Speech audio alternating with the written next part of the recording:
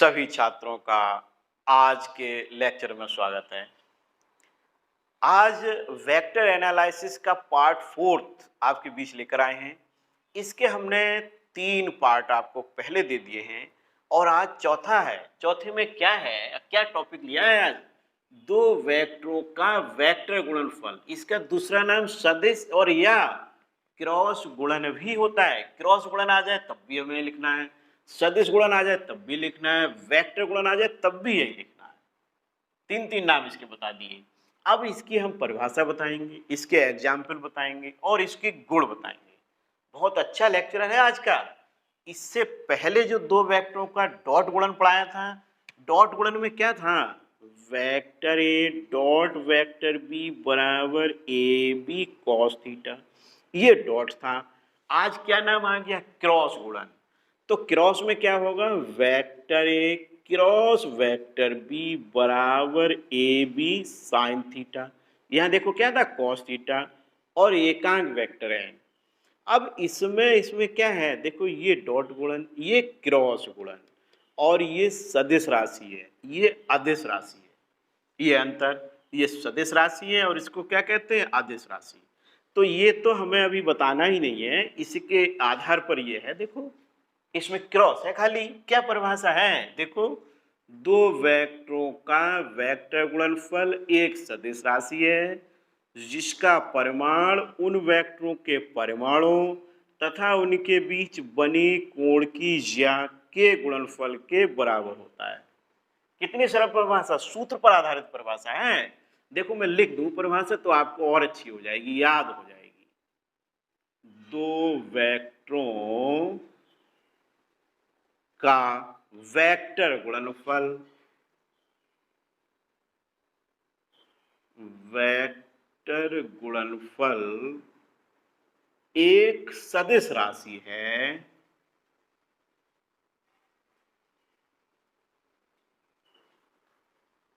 एक सदिश राशि है जो जिसका परिमाण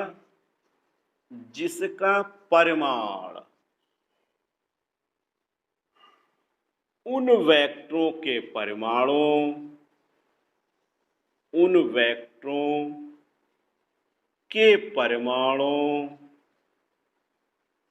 तथा उनके बीच बने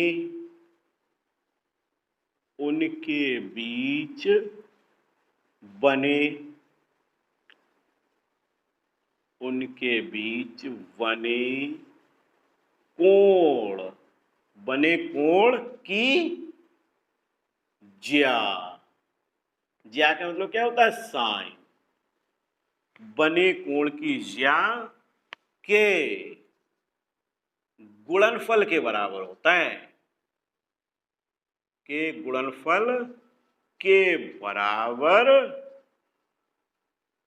होता है तथा इसकी दिशा, और लिख लो,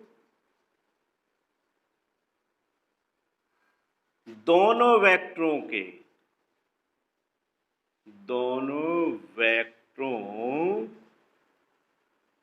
के तल के लंबवत होती है।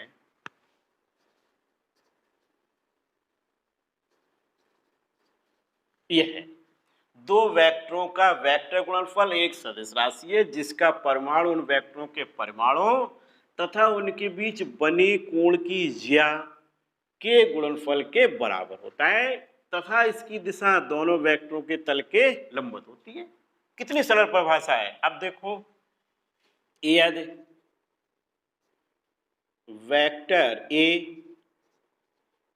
वेक्टर और वेक्टर ए व वेक्टर बी के बीच का कोण कितना हो? थीटा हो, तब वेक्टर, यहां से लिख लो, तब वेक्टर गुणनफल, ये फार्मूला आ गया। इस फार्मूले को लिख देंगे, नीचे वाला हम रफ कर देते हैं, तुम इसको नहीं लिखोगे। ये आ गया, ये परिभाषा कंप्लीट हो गई। अब देखो मैं इसके उदाहरण आपको बता दूं, एग्जाम्पल यानी हेडिंग डालेंगे उदाहरण। उदाहरण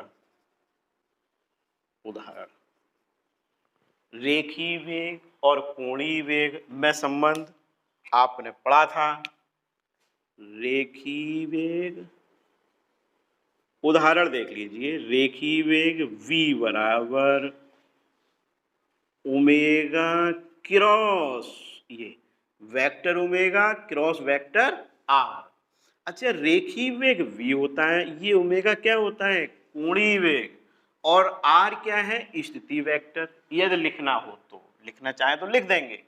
अच्छा, एक और देख लो, बल आघूर्ण। दो उदाहरण में बताऊंगा आपको, एक और दो। बल आघूर्ण क्या होता है, टार क्यू।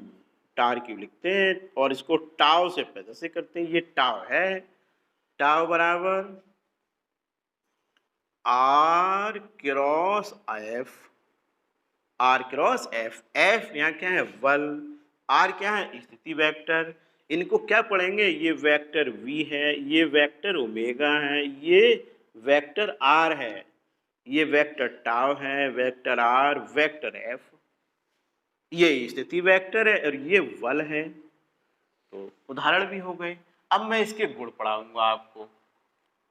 तो परिभाषा हो गई, उदाहरण हो गए, अब गुण आप देख लीजिए। अब इसके गुण पढ़ाऊंगा। अब आप इसके गुण देख लीजिए। क्या हेडिंग डाला है, वेक्टर गुणनफल के गुण, प्रॉपर्टीज ऑफ वेक्टर प्रोडक्ट। क्या प्रॉपर्टीज हैं, देखो हमने 4 प्रॉपर्टीज आपको बताई हैं, यानी 4 गुण बताए हैं। पहला गुण क्या है, दो परस्पर लंबवत वेक्टरों का वेक्टर गुणनफल का परिमाण उन वेक्टरों के परिमाणों के गुणनफल के बराबर होता है। ये कहां से लिख दिया हमने, बहुत आसान है, एक बार समझ लीजिए, आपको तैयार हो जाएंगे। कैसे लिख दिया, देखो अभी एक फार्मूला पढ़ाया था, vector A cross vector B बराबर ए बी साइन थीटा और एकांक वेक्टर एन, ये आपको पढ़ाया था। अब क्या है, दो परस्पर लंबवत वेक्टरों का वेक्टर गुणनफल का परिमाण उन वेक्टरों के परिमाणों के गुणनफल के बराबर होता है। लंबवत का मतलब क्या है, इनके बीच का कोण कितना है, 90 डिग्री। तो यहां लिखना चाहो लिख दो, थीटा बराबर 90 डिग्री। ये तब देखो, vector A cross vector B बराबर ए बी साइन 90 और एकांक वेक्टर एन। अब साइन 90 की वैल्यू कितनी होती है, 1। तो क्या हो जाएगा, ए बी और एकांक वेक्टर एन। लेकिन क्या है, दो परस्पर लंबवत वेक्टरों का वेक्टर गुणनफल का परिमाण, परिमाण का मतलब vector A cross vector B परिमाण, इसको कहते हैं परिमाण, बराबर ए बी। ये यानी दो परस्पर लंबवत वेक्टरों के वेक्टर गुणनफल का परिमाण उन वेक्टरों के परिमाणों के गुणनफल के बराबर होता है। ये जो ए है, ये वेक्टर ए का परिमाण है, ये जो बी है, ये वेक्टर बी का परिमाण है। अब देखो दूसरा क्या लिखा है, दो समांतर वेक्टरों का वेक्टर गुणनफल 0 होता है। समांतर का मतलब क्या है, थीटा बराबर 0 डिग्री या 180 डिग्री, यानी थीटा बराबर 0 भी लिख सकते हैं, यानी थीटा बराबर 0 डिग्री या 180 डिग्री। समांतर का मतलब आप समझते हो। तब देखो क्या हुआ, vector A cross vector B बराबर ए बी साइन 0 और एकांक वेक्टर एन, साइन 0 की वैल्यू 0। तो ये क्या हो जाएगा, पूरा शून्य हो जाएगा, यानी vector A cross vector B बराबर 0, यानी दो समांतर वेक्टरों का वेक्टर गुणनफल 0 होता है। इसके बाद देखो, किसी वेक्टर का उसी वेक्टर से वेक्टर गुणनफल 0 होता है, यानी किसी वेक्टर का vector A cross vector A, किसी वेक्टर का उसी वेक्टर के साथ वेक्टर गुणनफल, यानी यहाँ क्या होगा, ए ए, जो लिखा है ना ए ए, ऐसे ही लिख दो, ए साइन 0 और एकांक वेक्टर है, यानी किसी वेक्टर का उसी वेक्टर से वेक्टर गुणनफल, तो थीटा कितना लेते हैं 0, तो देखो साइन 0 की वैल्यू क्या होगी 0, तो vector A cross vector A बराबर क्या हो जाएगा 0, यानी किसी वेक्टर का उसी वेक्टर से वेक्टर गुणनफल 0 होता है। यहाँ देखो थीटा 90 लगाया, थीटा 0 लगाया, फिर थीटा 0 लगाया, लेकिन यहाँ वेक्टर दोनों यहाँ अलग अलग थे, यहाँ दोनों वेक्टर कैसे हैं सेम, किसी वेक्टर का उसी वेक्टर से। फिर देखो अगला लंबकोणीय एकांक वेक्टरों, ये इसको जो आई के ऊपर कैप लगाया है, क्या पढ़ते हैं एकांक वेक्टर आई, एकांक वेक्टर जे, एकांक वेक्टर के वेक्टर गुणनफलों में निम्न संबंध होता है। क्या संबंध होता है इनमें, इनमें संबंध होता है देखो आई क्रॉस जे, आई जे के, आई जे के, अब देखो के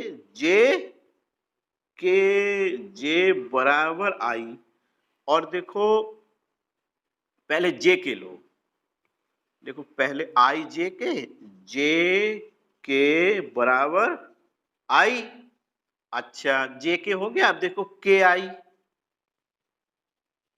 बराबर जे, ये आ गया क्रम है, ये आई जे के आई जे। अगर इनको उलट दें, जैसे आई क्रॉस जे है, आई क्रॉस जे को अगर जे क्रॉस आई कर दें तो फिर यहाँ माइनस आ जाएगा, के क्रॉस जे कर दें तो माइनस आ जाएगा, आई क्रॉस के कर दें तो क्या आ जाएगा माइनस। अच्छा एक और देखिए, जैसे इसके आधार पर आई क्रॉस आई जे क्रॉस जे बराबर के क्रॉस के, इनकी वैल्यू कितनी होती है 0, यानी कि आई क्रॉस आई जे क्रॉस जे के क्रॉस के बराबर क्या होता है 0। जैसे यहाँ पर देखो दो एक जैसे वेक्टरों का वेक्टर गुणनफल 0 होता है। इसकी न्यूमेरिकल में बहुत आवश्यकता पड़ेगी, न्यूमेरिकल होंगे इस पर, इन पर भी न्यूमेरिकल होंगे, और सबसे ज्यादा इस सूत्र पर तो होंगे ही होंगे, इस पर भी होंगे। तो न्यूमेरिकल के लिए ये गुण बहुत आवश्यक है, और गुण यदि पूछे जाए तो हम लिख देंगे। देखो ये बहुत सरल गुण इसके आधार पर लिख दिए, परिभाषा बता दी, गुण हो गया, उदाहरण बता दिए, अब ये टॉपिक समाप्त हो गया। अब हम अगले वीडियो में इसके न्यूमेरिकल आपके बीच लेके आ रहे हैं, न्यूमेरिकल इसके बहुत अच्छे हैं, तैयार करेंगे। Okay, thank you.